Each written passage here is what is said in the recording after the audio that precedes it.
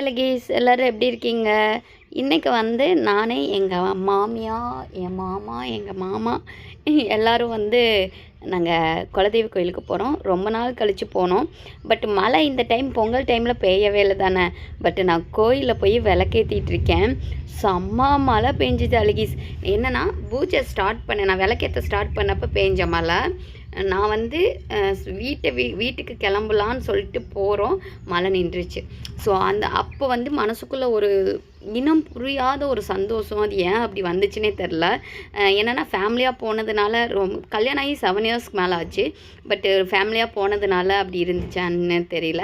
கரண்ட்டும் கூட போச்சு, மழை ரொம்ப பெஞ்சதுனால. அதுக்கப்புறம் அன்னதானம் போட்டாங்க.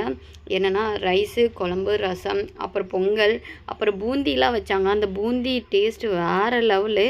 சொல்லிக்கிறக்கா வார்த்தையே இல்லை, அவ்வளோ சூப்பராக இருந்துச்சு. கோயிலுன்னு போனாவே எது சாப்பிட்டாலும் அந்த டேஸ்ட்டு நாக்கில் ஒட்டிக்கும். இப்போ கூட எனக்கு டெம்ட் ஆகுது. நல்லபடியாக சாமி கும்பிட்டுட்டு